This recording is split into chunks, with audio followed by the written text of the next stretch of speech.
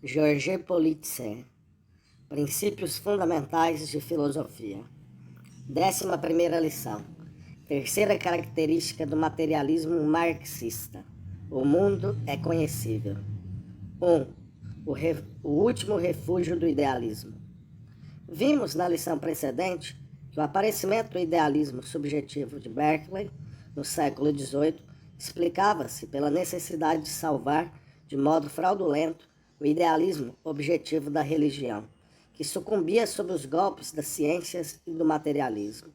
Mas a filosofia de Berkeley tinha o grave defeito de ser incapaz de explicar o progresso das ciências, que dela eram contemporâneas, e, para citar apenas um exemplo, o progresso da matemática. Pretendia ignorá-las, considerá-las absurdas. E vimos que os filósofos idealistas da linhagem de Berkeley se colocavam quase sempre à margem das questões científicas. Mas isso não é tudo. A partir do século XVIII, o desenvolvimento das ciências foi tal, sobretudo depois da elaboração da teoria mecânica geral do universo por Newton, que a posição de Berkeley tornou-se insustentável. O idealismo necessitou adotar uma posição sinuosa. Tratava-se de dar à religião, pelo menos, a possibilidade de sobreviver, concedendo-lhe os benefícios da dúvida. Abre aspas, o materialismo pretende que a matéria seja primordial, mas nada sabemos sobre ela, fecha aspas, afirmará a nova filosofia. Assim, esta filosofia tenta apresentar-se como uma terceira via entre o idealismo e o materialismo. Recusa-se a tomar partido acerca do problema fundamental da filosofia, decretando que não é possível tomar partido. Ela se gaba de adotar uma posição crítica e não dogmática. O idealismo subjetivo subordinava a matéria a um espírito universal.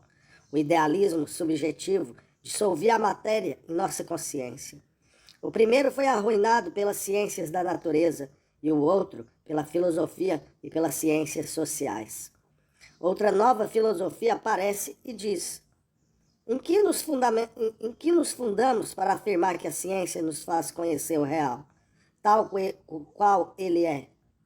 As ciências, por certo, existem, mas para saber se a realidade objetiva é, nos seus primórdios, matéria ou espírito necessário, seria, em primeiro lugar, saber se nosso espírito é capaz de conhecer a realidade objetiva em si mesma.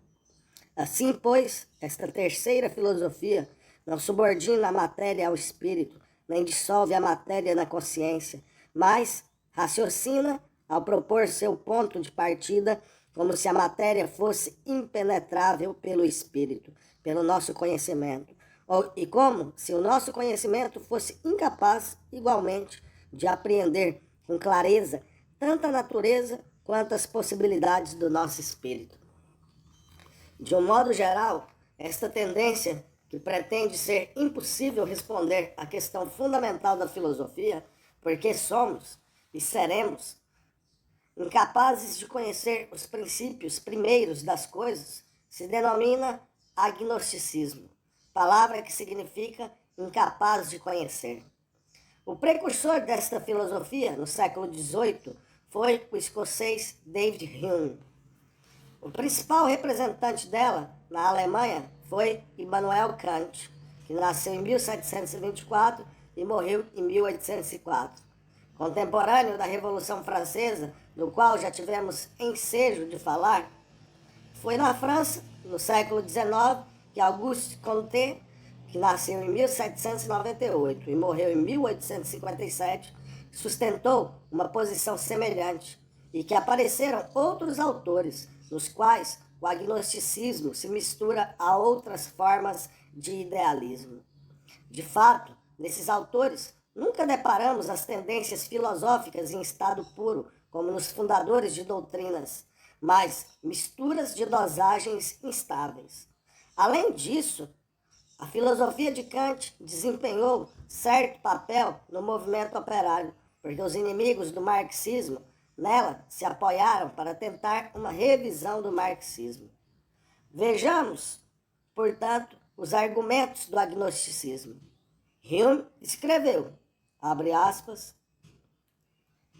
pode-se considerar como evidente que os homens, por instinto natural, estão inclinados a se fiar em seus sentidos e que, sem o menor raciocínio, supomos sempre a existência de um universo exterior, o qual não depende de nossa percepção e continuará existindo, mesmo que sejamos aniquilados juntamente com todos os seres dotados de sensibilidade. Fecha aspas. Convém notar que, até aqui, Hume reconhece que o materialismo corresponde ao senso comum. Abre aspas. Mas esta opinião primordial e universal é prontamente confundida pela mais superficial das filosofias, a qual nos ensina que nada além da imagem ou da percepção será acessível ao nosso espírito. A mesa que vemos parece menor quando nos distanciamos dela, mas a mesa real que existe, independentemente de nós, não muda. Nosso espírito, portanto, apenas percebeu a imagem da mesa. Fecha aspas, citado por Lenin no Materialismo e Empiriocriticismo. Eis-nos, pois, ante um argumento no mais puro estilo berkeleyano. Lembremos-nos do exemplo do Sol, chato e rubro, que abordamos na lição precedente. Com uma diferença, contudo, Berkeley negava a existência independente da matéria. Hume não a nega. Ele admite a existência de uma mesa real, que existe independentemente de nós, e que não muda quando mudam nossas sensações. Porém, jamais saberemos como é tal mesa, uma vez que dela conhecemos apenas as imagens relativas que dela nos dão nossos sentidos. A mesa, em si mesma, é inconhecível. Assim, pois, Hume distingue na realidade dos níveis. De uma parte, a mesa, tal como nós a vemos, a mesa para nós, que está na nossa consciência, sob a forma de imagem, que é subjetiva e que não é senão aparência. De outra parte, a mesa real, a mesa em si, que está fora de nossa consciência, que é objetiva e constitui a realidade, mas que é inconhecível. Conclusão. Não conhecemos senão as aparências das coisas. Ignoramos sempre seu ser e não podemos, portanto, nos pronunciar nem pelo idealismo nem pelo materialismo. O idealismo e o materialismo, que discutem perpetuamente sobre o que são as coisas em si, matéria ou espírito, assemelham-se a dois homens que andassem pela neve, um com óculos azuis e o outro com óculos cor-de-rosa, e discutissem para saber qual a cor da neve. O materialismo dá maior importância ao lado material das coisas, o idealismo ao lado ideal. Muito astucioso será aquele que disser como as coisas são em si mesmas, pois cada qual é prisioneiro do seu ponto de vista. Podemos avaliar a importância desta filosofia pelas pessoas que pretendem ficar neutras e manter-se numa reserva científica. É a propósito, justamente da ciência, que Kant, apoiando-se nos raciocínios de Hume, vai intervir. Kant tem a reputação de ser um filósofo muito difícil. Nota, a crítica que fazemos da filosofia kantiana não põe de modo algum em causa a contribuição de sua obra de sábio, a hipótese da nebulosa que o francês Laplace deveria retomar e desenvolver. Voltando ao texto. Entretanto, a ideologia kantiana se encontra por toda parte. É a ideia de que há um segredo das coisas e que esse segredo nos escapa. É o falso neutralismo imposto à escola burguesa, como se fosse possível manter a balança igual entre a verdade e o erro, a ciência e a ignorância. É a ideia de que não é bom ser demasiadamente afirmativo, pois que há um pouco de verdade em cada canto, que, abre aspas, cada um tem seu ponto de vista, fecha aspas, etc.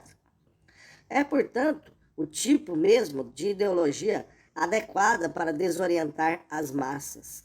Kant, pois, parte da distinção entre a coisa em si, inconhecível, e a coisa para nós, a aparência, que resulta do choque produzido sobre os nossos órgãos dos sentidos pela coisa em si. Não atingimos as coisas, nem nunca as atingiremos. Por outro lado, as aparências são múltiplas, caóticas, contraditórias. A tarefa da ciência consistirá, portanto, em pôr isso em ordem, em formar um quadro coerente que satisfaça nossa necessidade de lógica. Como se fará tal coisa? É o espírito humano, que explica então Kant, interpreta os dados do sentido segundo suas próprias exigências. A ciência é apenas o resultado dessa interpretação. Assim, as leis da ciência, as relações entre os fenômenos, coisa aparente, são unicamente o produto do espírito humano. Muito longe de refletirem as leis reais da matéria em movimento, elas refletem as leis, as exigências do espírito humano. Longe de representar a verdade objetiva, representam apenas uma verdade subjetiva. Por certo, elas não dependem nem de Pedro nem de Paulo, mas isso não impede que para Kant elas sejam relativas ao espírito humano. Como se pode haver um espírito divino que visse o mundo de outro modo? Qual é a consequência desta teoria? A ciência fica na superfície das coisas. De fato, um mistério absoluto, impenetrável e eterno é o fundo verdadeiro sobre o qual se desenrola o progresso ilusório das ciências.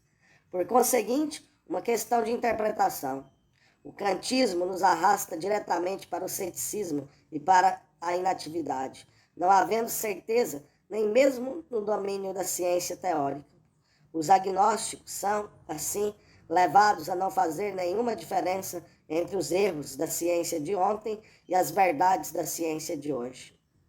Abre aspas, verdade hoje, erro amanhã, fecha aspas, dizem eles, concluindo que, se a ciência se enganou uma vez, não se pode saber em que momento ela não se engana mais. Confundem o espírito crítico, metódico do cientista em seu laboratório com o espírito de dúvida cético universal. Para eles, o conhecimento levanta uma barreira entre o mundo e nós.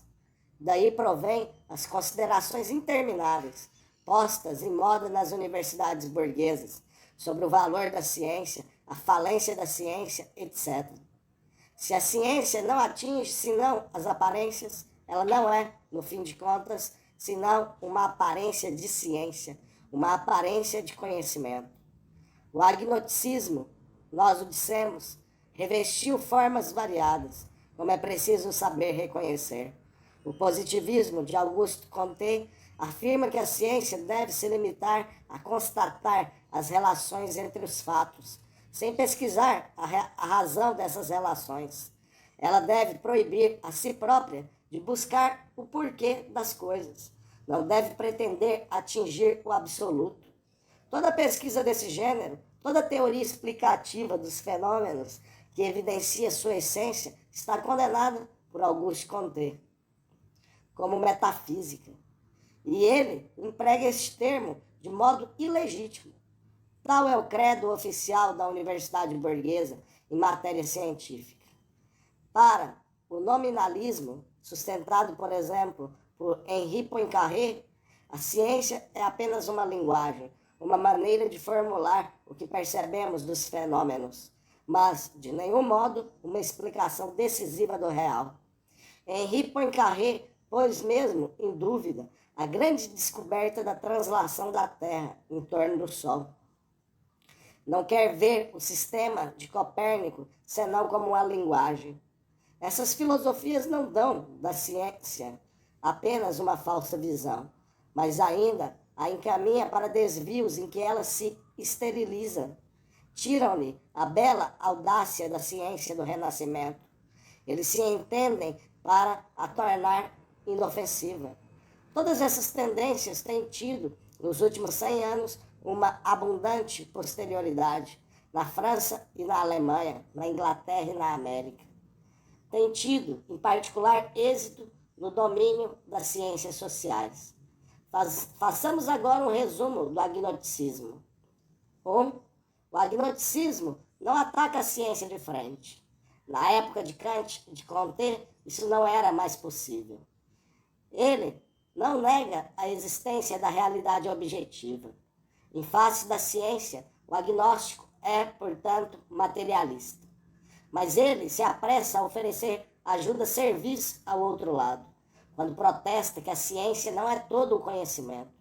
O agnóstico empenha-se, pois, em diminuir o crédito da ciência, em ocultar seu conteúdo materialista e seu valor como conhecimento, em evitar a matéria, apesar de a admitir, assim fazendo para não atrair aborrecimentos. Trata-se, em resumo, de suprimir a ciência em proveito do idealismo. A ciência servirá para que se cantem louvores ao espírito humano.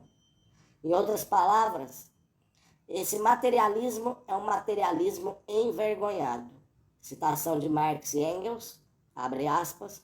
Se, contudo, os neocantianos se esforçam na Alemanha para dar um novo caminho às ideias de Kant e os agnósticos na Inglaterra às ideias de Hume, onde elas nunca desapareceram, isso constitui, do ponto de vista científico, uma agressão em relação à refutação teórica e prática que deles se fizeram há muito tempo e, na prática, uma maneira vergonhosa de aceitar o materialismo em segredo, apesar de o renegar publicamente.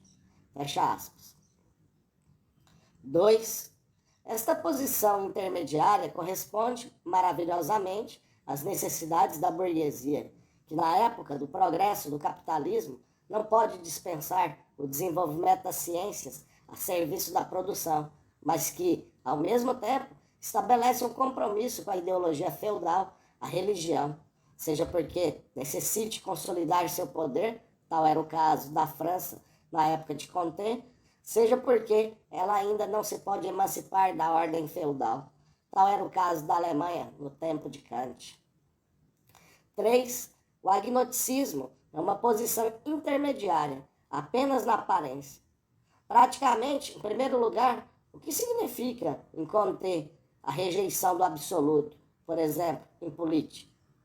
Nós a vemos em sua palavra de ordem, abre aspas, nem restauração, nem revolução, fecha aspas.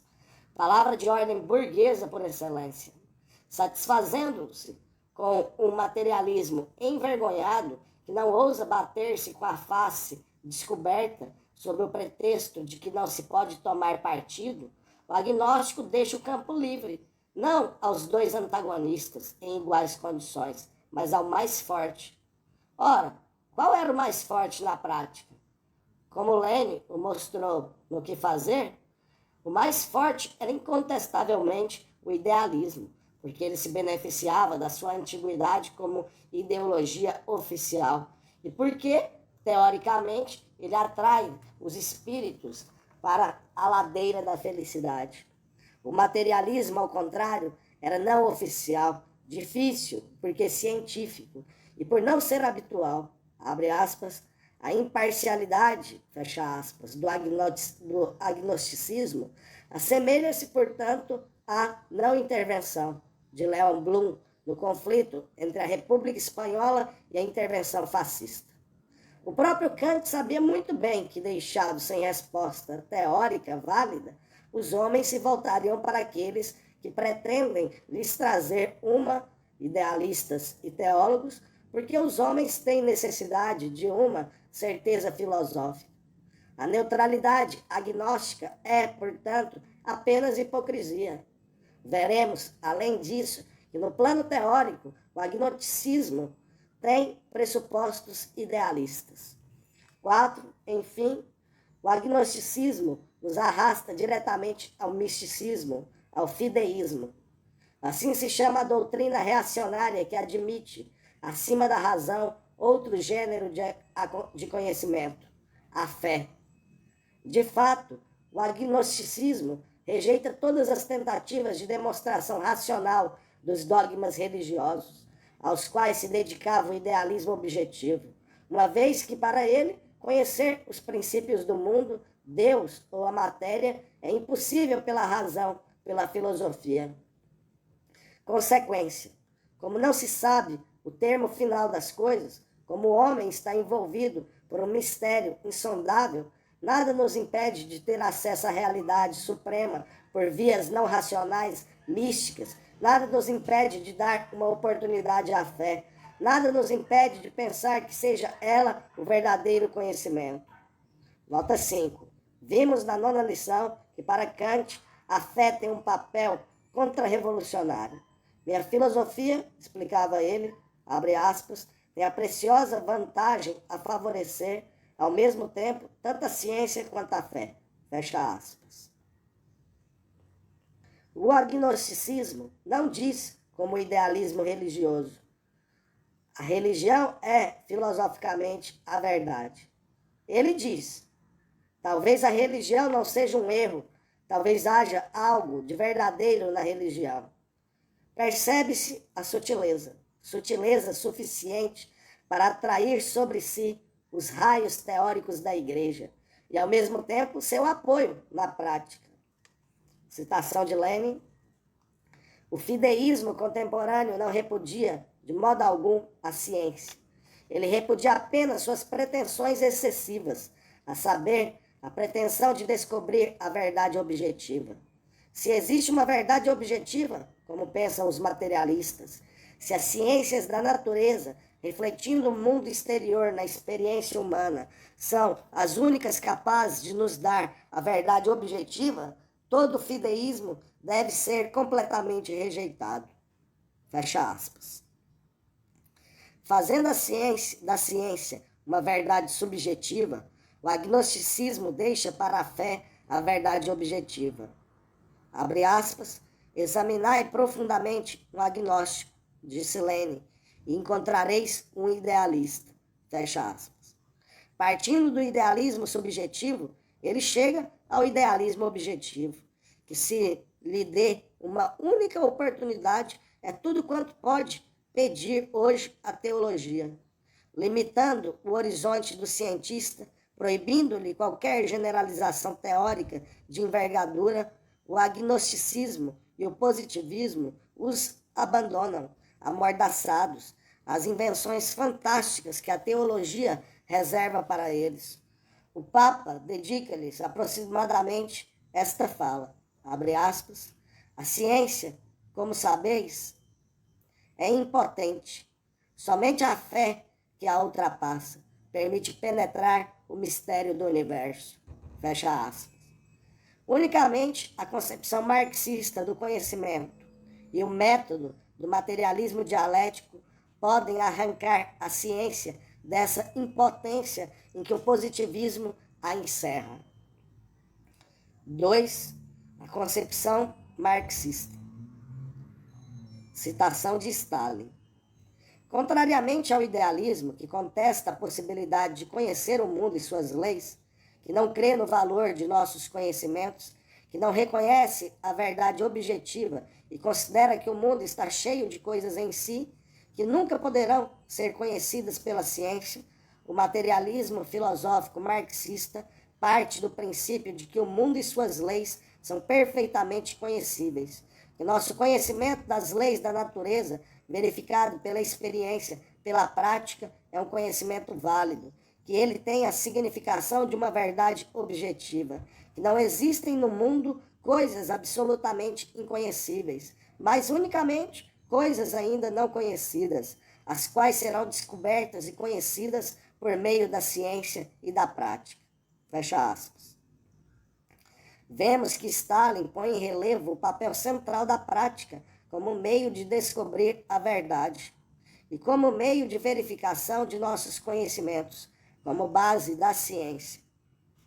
A. O papel da prática.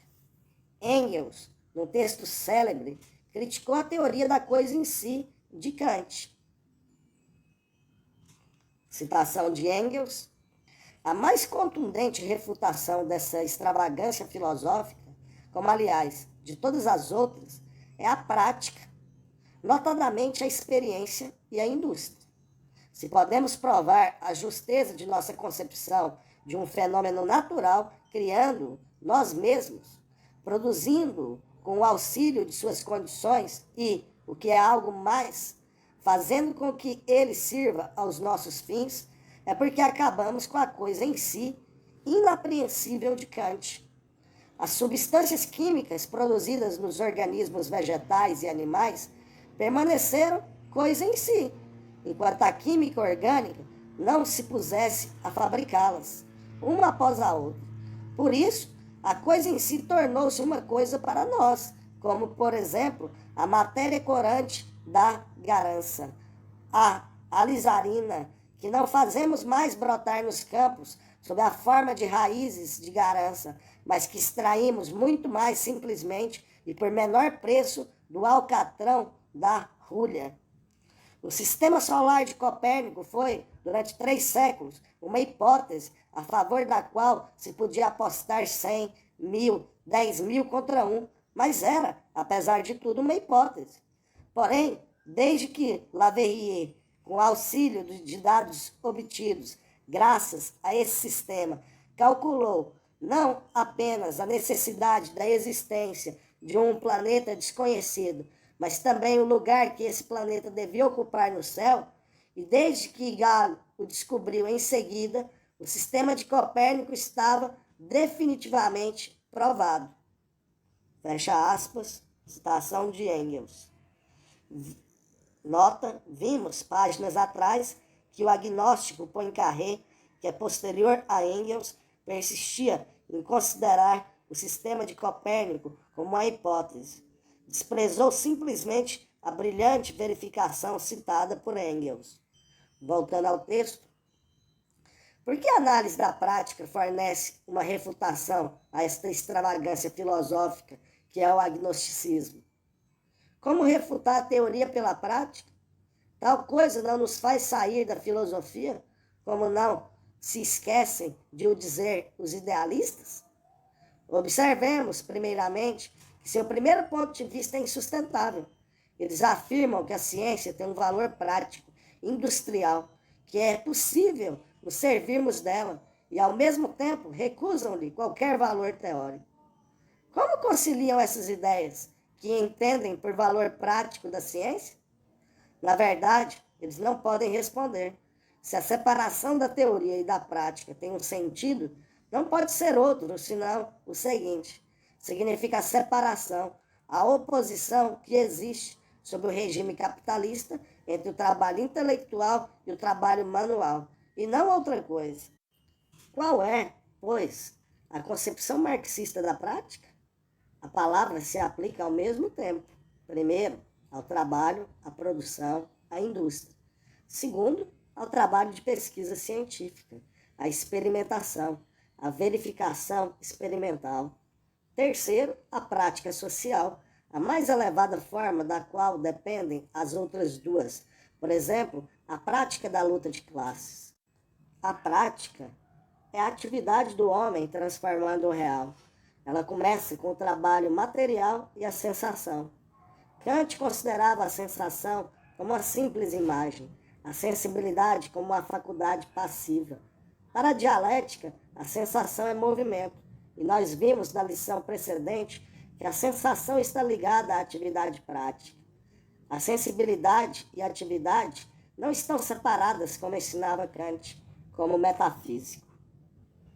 Goethe dizia: no princípio era a ação, citado por Maurice Thoré, em Filles de Pipe.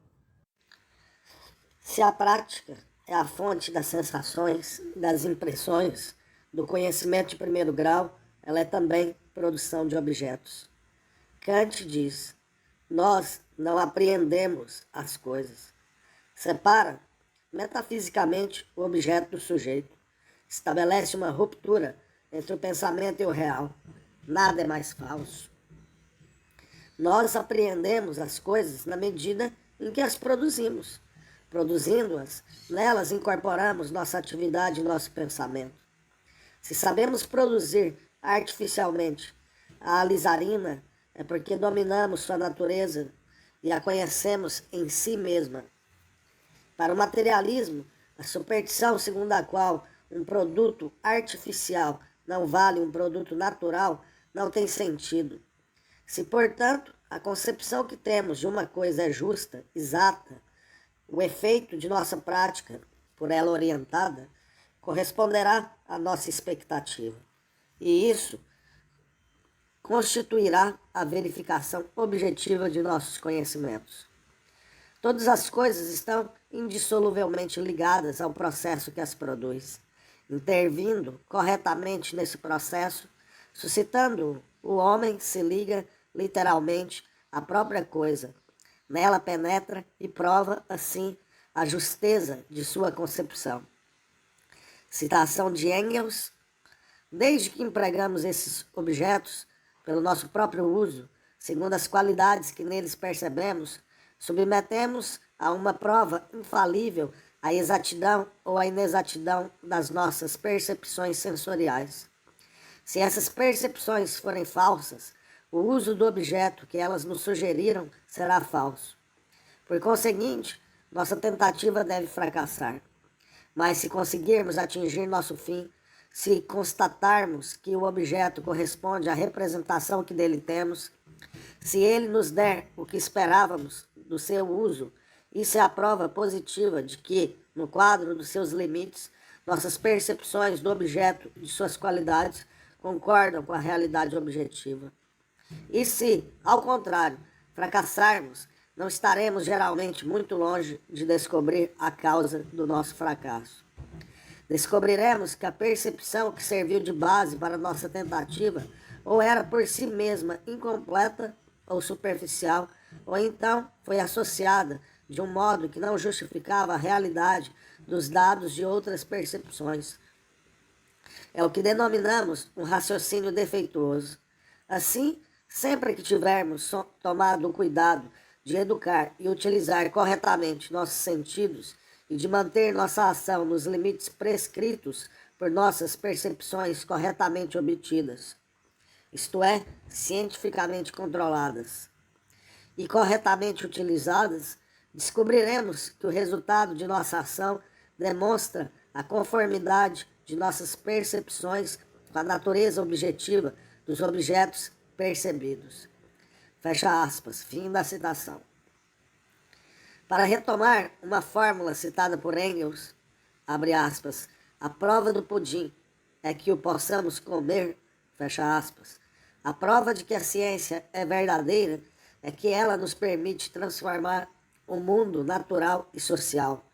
É por isso que Marx escreveu, abre aspas, Marx, o problema de saber se o pensamento humano pode atingir a verdade objetiva não é uma questão teórica, mas uma questão prática. É na prática que é preciso que o homem prove a verdade, isto é, a realidade e o poder de seu pensamento. Fecha aspas. Assim, a prática nos dá o critério da verdade. Mas perguntar-se-á, talvez, uma vez que isso é assim, e uma vez que a ciência é possível, qual é o fundamento da possibilidade da ciência, o fundamento da verdade?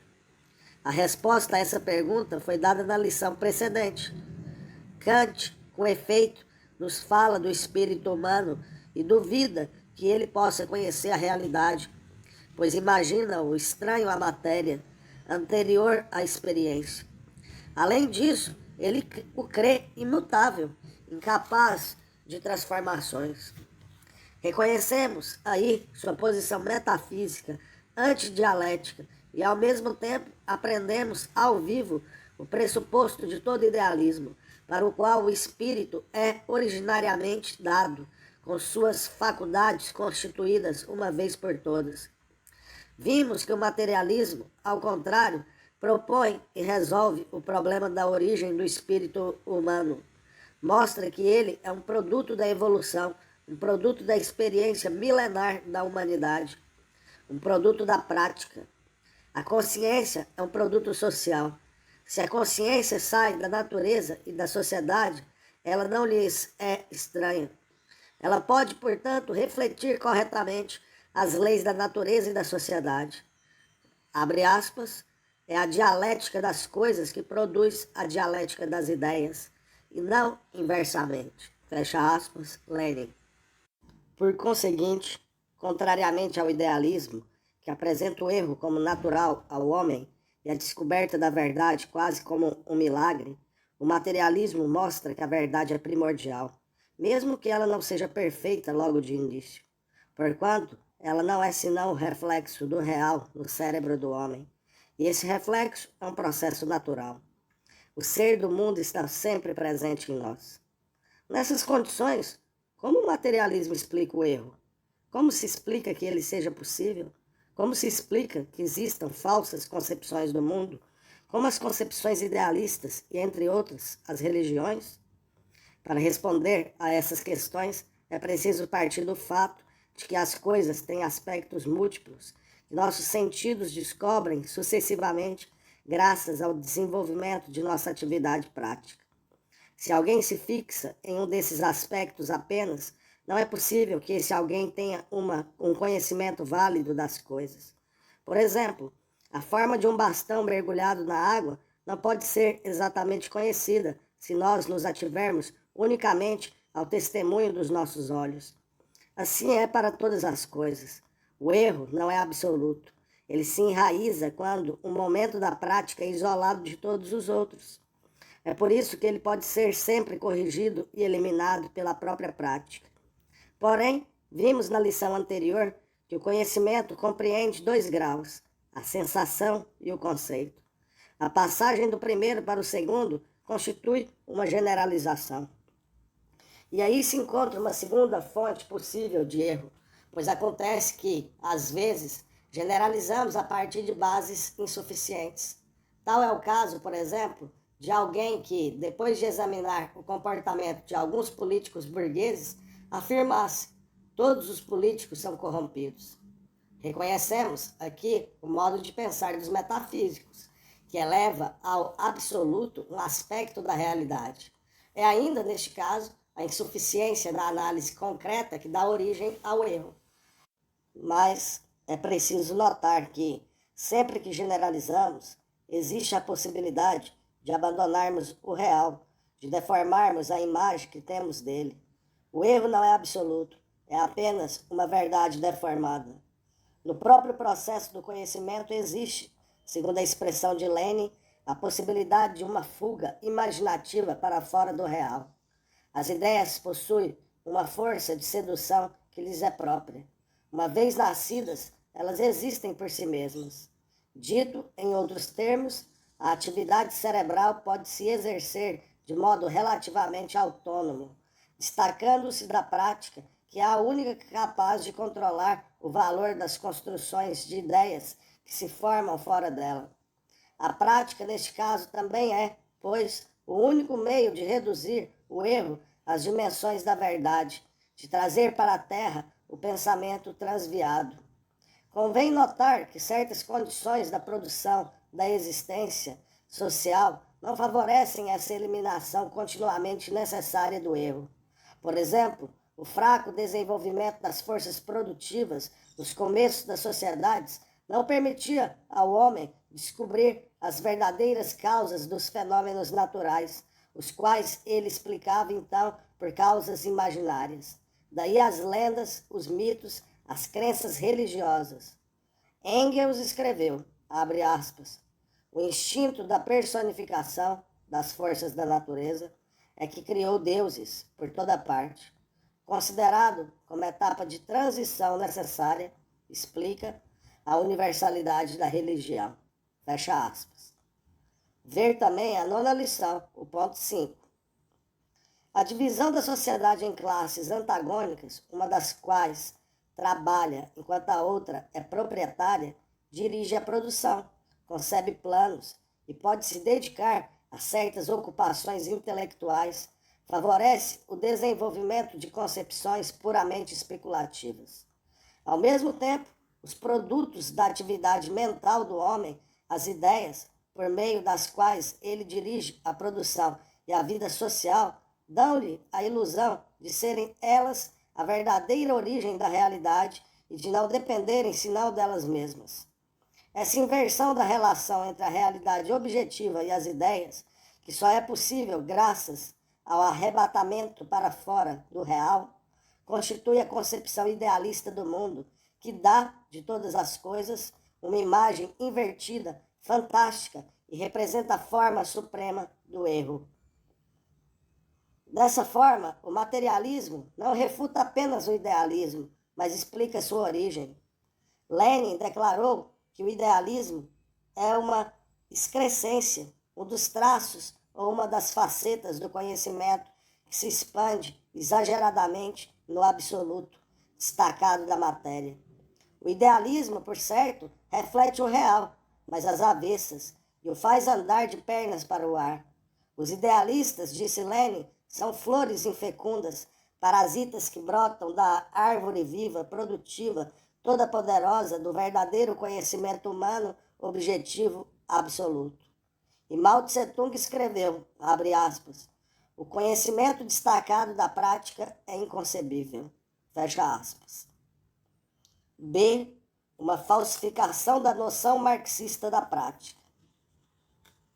Esta noção da prática assumiu tal importância com a ascensão do marxismo que não é mais possível prescindir-se dela. É por isso que a burguesia reacionária tentou apropriar-se dela e falsificá-la. É bem conveniente dispor também de uma filosofia da ação, a doutrina denominada pragmatismo. Nascida nos Estados Unidos da América do Norte, no período da expansão imperialista, o pragmatismo teve uma grande difusão na Europa, notadamente após a Segunda Guerra Mundial. Como a prática prova a verdade do conhecimento, pretende o pragmatismo concluir daí que tudo que é bem-sucedido, tudo que é útil, é verdadeiro. Partindo da fórmula, tudo que é verdadeiro é útil, o pragmatismo a inverte. Tudo que é útil é verdadeiro. Ele é, portanto, exatamente o oposto do marxismo.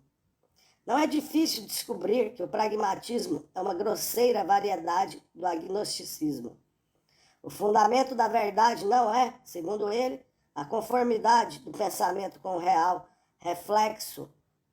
o reflexo correto, verificado e controlado do real, mas simplesmente a utilidade. Mas a utilidade de quem? De Pedro ou de Paulo? Da burguesia ou do proletariado? Tudo que é verdadeiro é útil, salvo para os que têm necessidade da mentira. Ora, a mentira é que é cada vez mais útil para a burguesia reacionária, e só a verdade é que pode ser útil para o proletariado.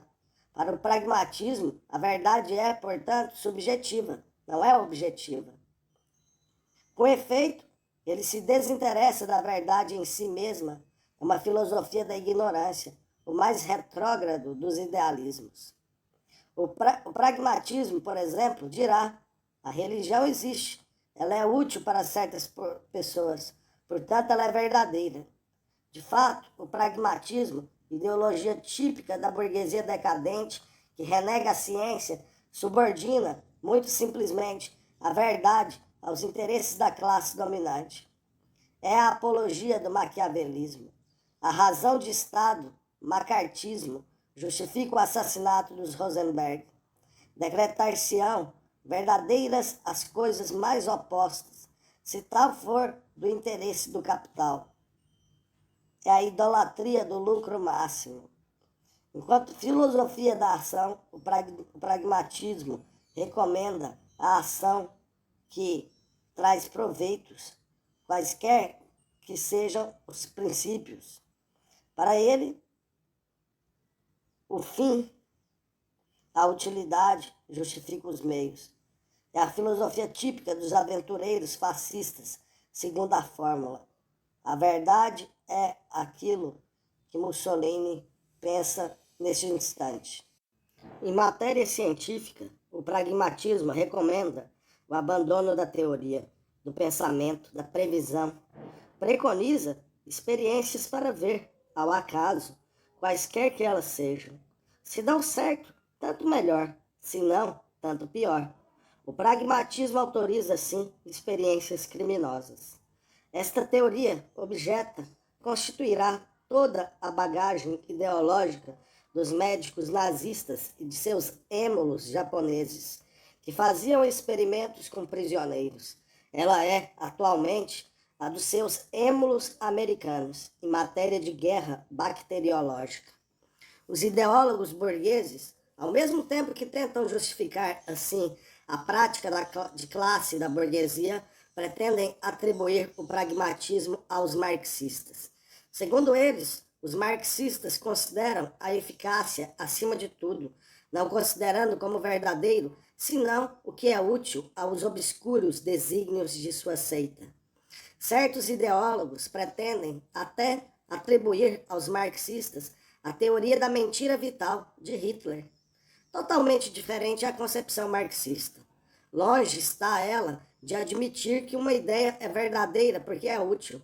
É justamente o contrário o que ela afirma. Por ser verdadeira, isto é, objetivamente fundada, e somente neste caso é que ela é útil, aplicável, porque a prática, como já o frisara o racionalista Descartes, no seu discurso do método, virá punir a concepção falsa, o método errôneo. O imperialismo americano, assim como o de Hitler, disso faz experiência cada dia que passa. Não é porque uma ideia fracassa que a declaramos falsa. Ao contrário, ela fracassa por ser objetivamente falsa. Fazer da mentira útil o equivalente da verdade, tal é a tática do oportunista. Somente os arrivistas sem princípios e os aventureiros, produtos da decadência imperialista, podem preconizar semelhante linha de conduta. O marxista jamais sacrifica a verdade. Os marxistas sabem sofrer os fracassos, aparentes e passageiros, e proclamar, para o maior bem da prática, a verdade científica. Houve um momento em que apenas os comunistas, na França, condenavam o Plano Marshall como contrário ao interesse nacional. O pragmatismo, ao contrário, está sempre do lado para onde os ventos sopram. Não busca, sim, senão o êxito imediato.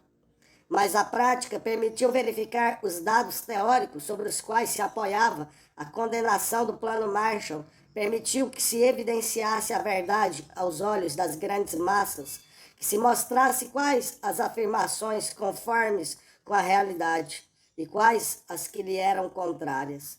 É neste sentido que a prática é o critério da verdade. 3. Verdade relativa e verdade absoluta. A prática nos permite, pois, verificar a exatidão da ideia que temos das propriedades de uma coisa. Que resta, portanto, da coisa em si de Kant? Nada. A dialética, com efeito, e até mesmo o dialético idealista Hegel, ensina que a distinção entre as propriedades de uma coisa e a coisa em si mesma é um absurdo. Se conhecemos todas as propriedades de uma coisa, conhecemos a própria coisa. É isso, justamente, que é preciso entender por materialidade do mundo. Mas essa realidade objetiva não é absolutamente inconhecível, uma vez que conhecemos suas propriedades.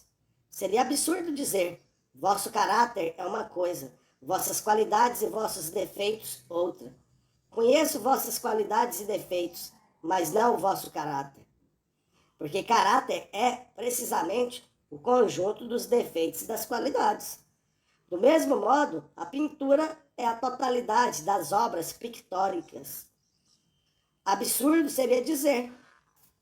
Há quadros, pintores, cores, métodos, escolas, e além disso tudo, há a pintura em si, que plana acima de tudo e é inconhecível.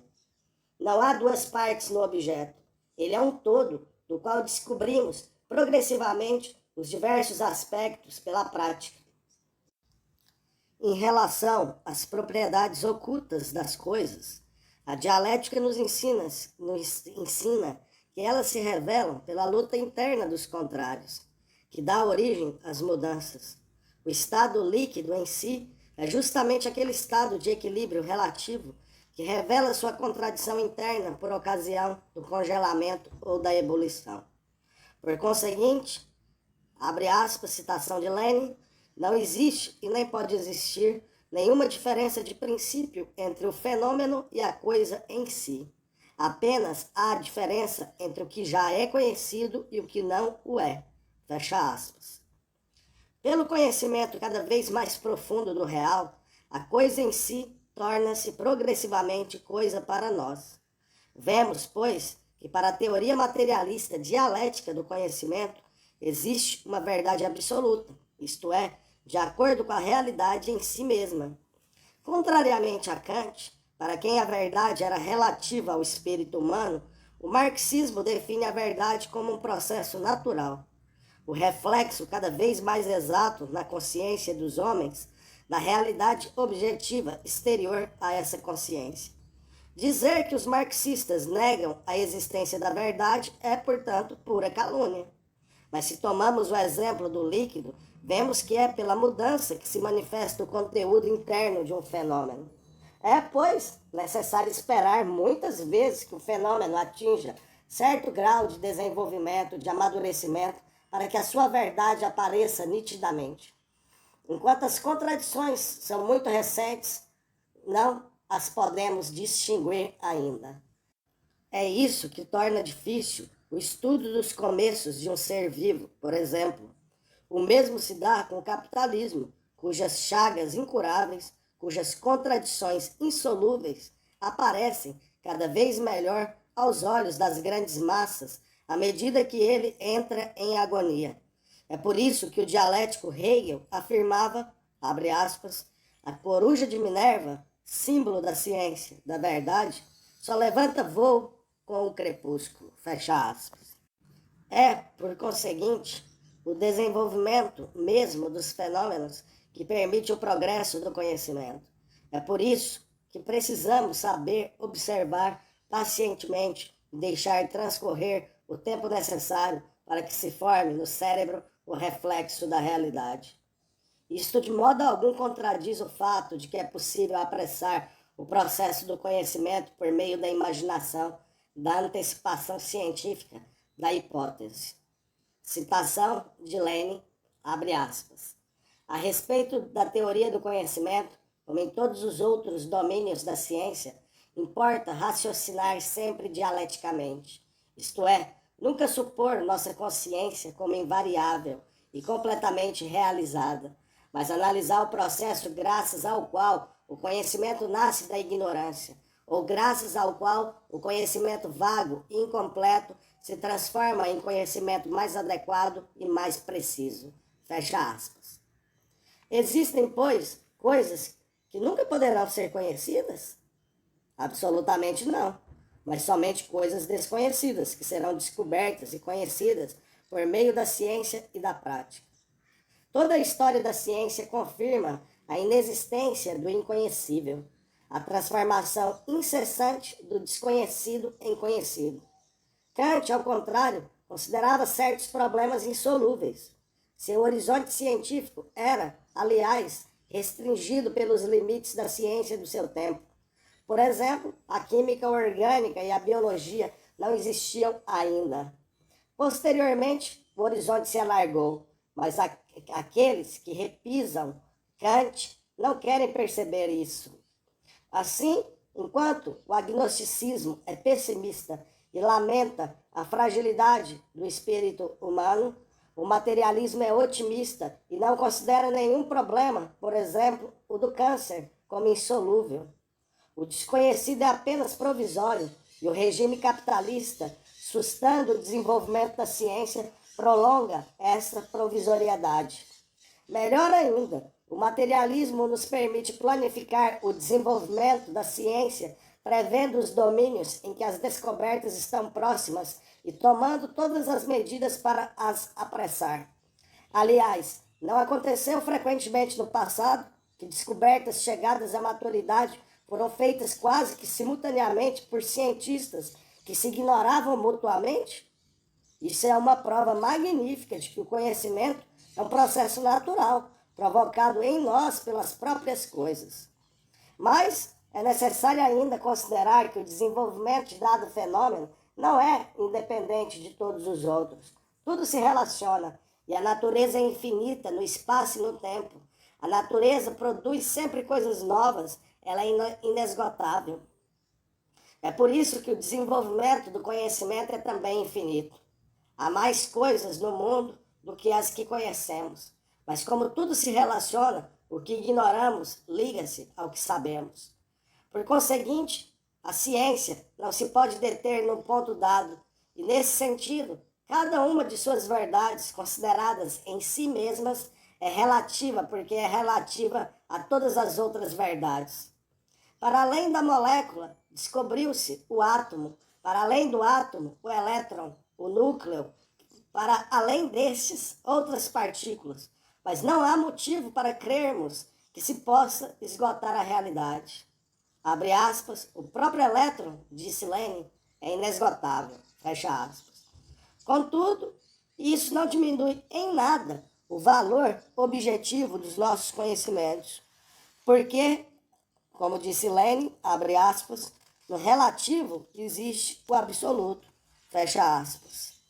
Citação de Lenin, abre aspas, do ponto de vista do moderno materialismo, isto é, do marxismo, os limites de aproximação de nossos conhecimentos da verdade objetiva absoluta são historicamente relativos, mas a existência mesma dessa verdade não é contestável, como não é contestável que dela estamos nos aproximando. Os contornos do quadro são historicamente relativos, mas não é contestável que esse quadro represente um modelo existente objetivamente. O fato de que, em tal ou qual momento, em tais ou quais condições, tenhamos progredido em nosso conhecimento da natureza das coisas, a ponto de descobrir a alizarina no alcatrão de Hulha, ou de descobrir os elétrons nos átomos, é historicamente relativo. Mas o que não é de modo algum relativo é que qualquer descoberta desse gênero seja um progresso do conhecimento objetivo absoluto. Fecha aspas. Fim da citação. Por conseguinte, não poderia haver teoria científica exata que, com o tempo, se tornasse falsa ou caduca. Cada uma mantém o seu valor. Quando suas estreitezas, suas limitações são descobertas, elas são ultrapassadas pela inesgotável contribuição da experiência. O progresso da ciência não é uma corrida para a originalidade, para a engenhosidade, é um progresso, na verdade, em profundidade. 4. União da teoria com a prática. Para o materialismo dialético, o conhecimento não é uma operação pela qual o espírito interpretaria os dados dos sentidos, mas um processo complexo pelo qual se constitui o reflexo cada vez mais exato da realidade no cérebro do homem. Sabemos que esse processo inclui 2 graus qualitativamente distintos, o grau sensível e o grau racional, ou ainda a prática e a teoria. Vimos também que a prática é o ponto de partida necessário da teoria, a fonte do conhecimento, e que ela é, além disso, o critério da verdade.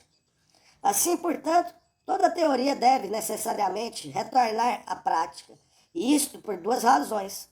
Primeiro, porque a teoria é, precisamente, feita para a prática.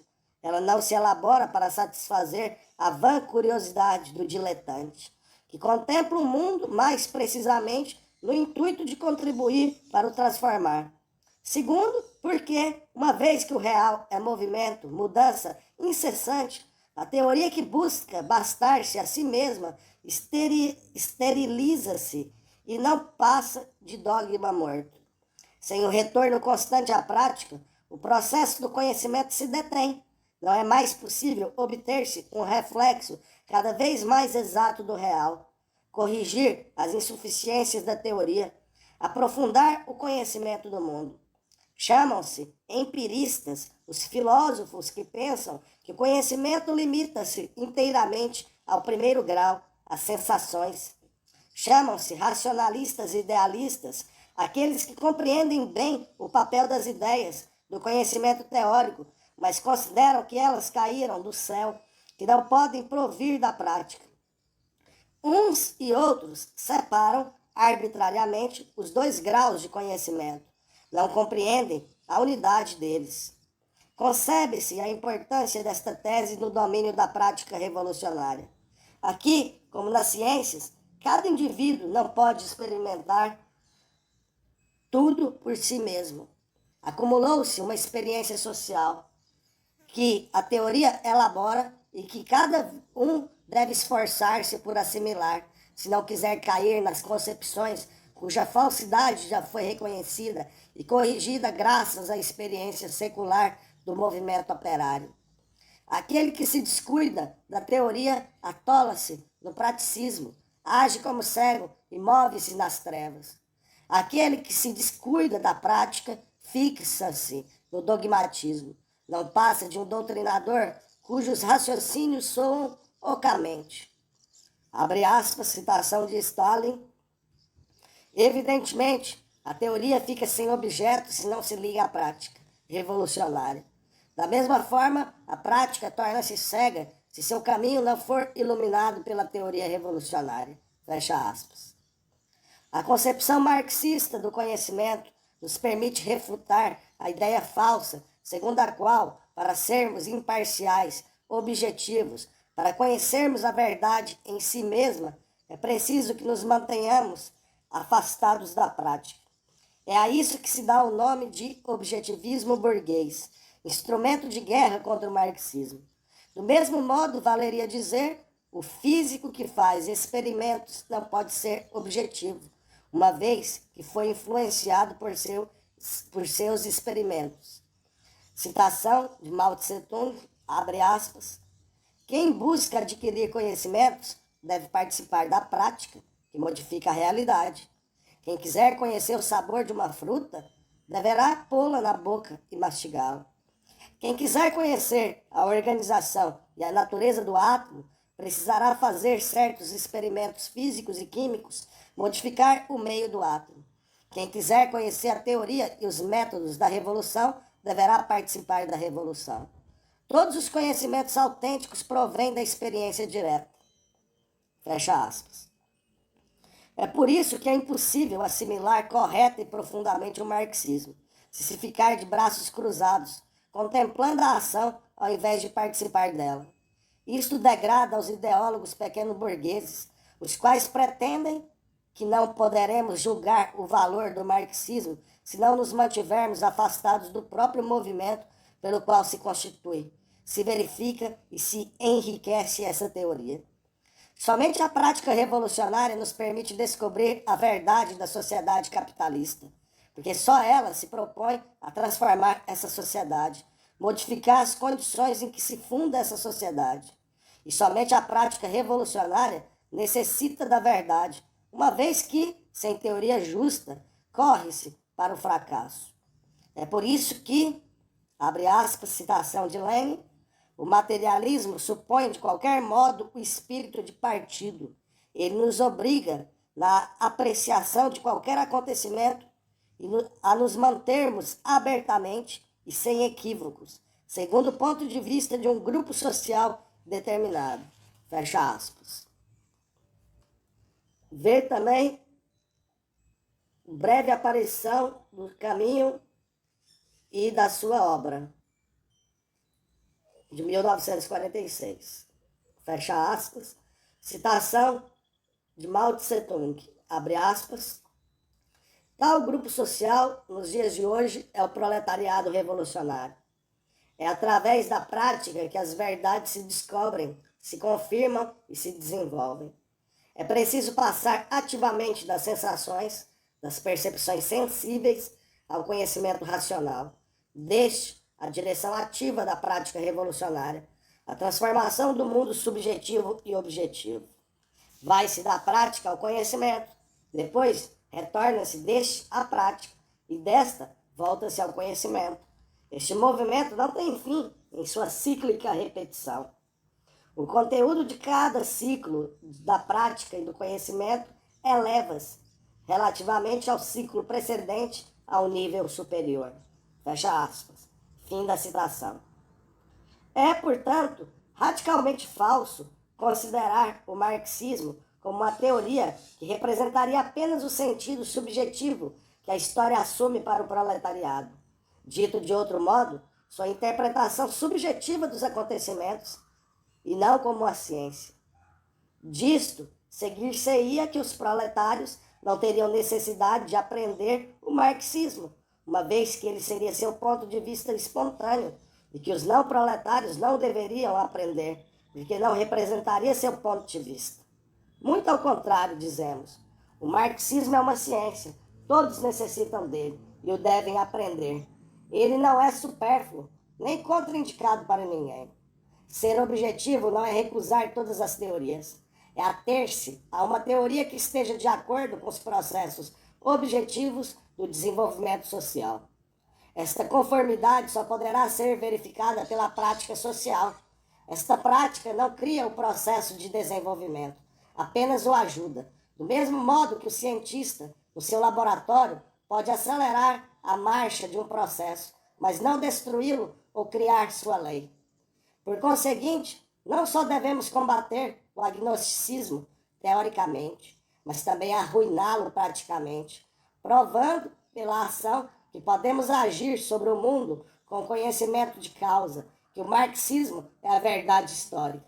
Por exemplo, enquanto o agnosticismo diz, a propósito da guerra, que não sabe quem é culpado da sua declaração, a ação das pessoas honestas as leva a descobrir os responsáveis pelas guerras.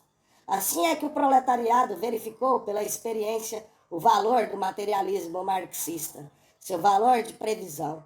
Perceberam que os comunistas não tinham outra culpa a não ser a de serem os primeiros a terem razão. Ora, quem diz previsão exata, diz ciência exata. Servindo aos interesses de classe da burguesia, o agnosticismo assim pontifica.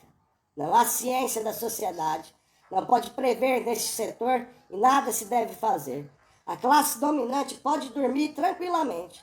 O agnosticismo leva os explorados à impotência total. Ao contrário, porém, se o conhecimento científico da sociedade é possível, oprimidos e explorados poderão apreendê-lo e fazer da unidade entre a prática e a teoria a estrela condutora do seu combate.